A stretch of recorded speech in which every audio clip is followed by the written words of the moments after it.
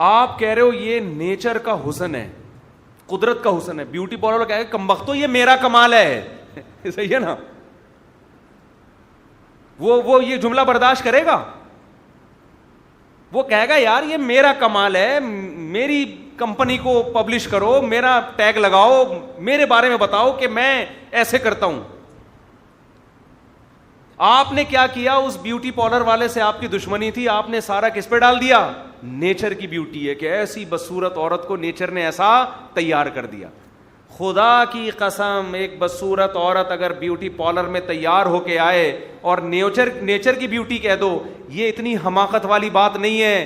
ایک انڈے میں 21 دن کے اندر دل بن جائے, دماغ بن جائے, جگر بن جائے, پر بن جائے, اور وہ انڈا چوزا جو ہے انڈے سے باہر آتے ہی اس کو پتا ہو یہ میری ماں ہے, یہاں مجھے تحفظ ملے گا, اور دانا چگنا شروع کر دے. اور اس کی ماں جس نے کسی انسٹیٹیوٹ میں, ادارے میں نہیں پڑھا, وہ دانا توڑ کے اپنے بچے کو کھلانا شروع کر دے.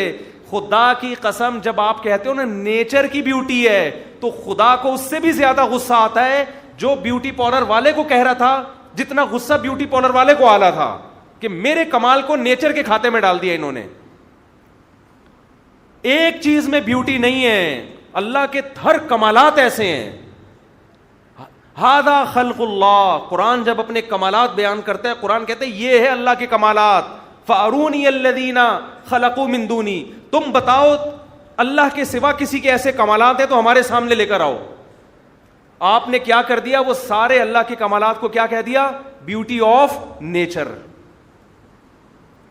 تو اللہ نہیں چھوڑے گا, سمجھ رہے ہو؟ ہم جن کو دنیا میں کامیاب سمجھ رہے ہیں, ہماری نظر میں ہوں گے, اللہ کی نظر میں وہ کامیاب نہیں ہے, کیونکہ انہوں نے کس کا انکار کیا ہے؟ اللہ کا انکار کیا ہے.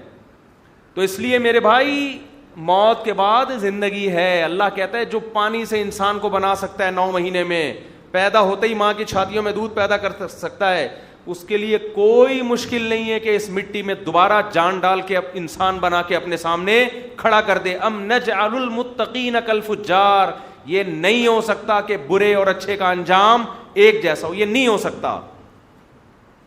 تو اس لیے بھائی ہدف کس کو بناؤ؟ بولو, آخرت کو.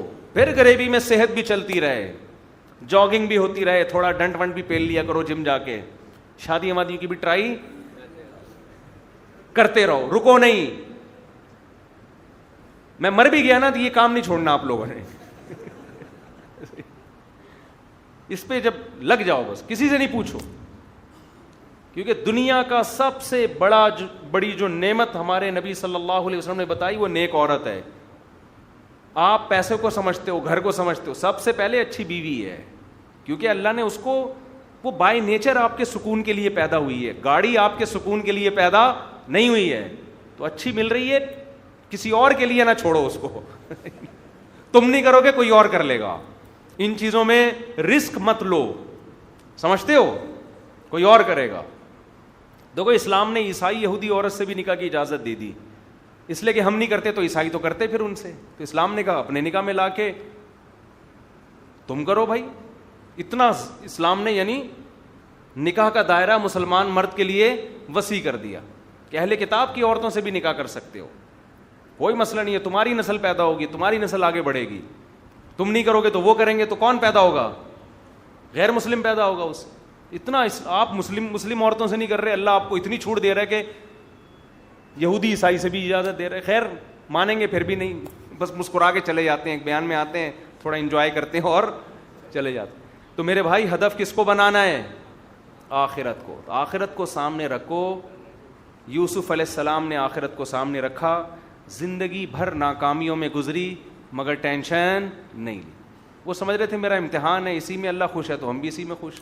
یعقوب علیہ السلام نے آخرت کو سامنے رکھا, روتے روتے نابینا ہو گئے, ناشکری کا ایک لفظ زبان سے نہیں نکالا. کیوں؟ اعلم من اللہ ما لا تعلمون, میں اللہ کے بارے میں وہ کچھ جانتا ہوں جو تم نہیں جانتی. میری آزمائش ہے, صبر کرنا ہے مجھے.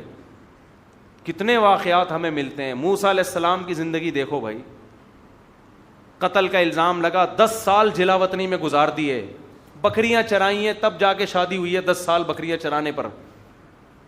لیکن یہ نہیں کہہ رہے ہائے یہ کیا ہو گیا, ہائے کوئی وظیفہ بتا دو, ہائے میری کسی نے بندش لگا دی ہے, پھر کوئی ٹوپی ڈرامہ روحانی آ کے بھوت اتار رہا ہو اور موکل اور فضول قسم کی باتیں کر رہا ہو بیٹھ کے. ہدف بناؤ میرے بھائی کس کو؟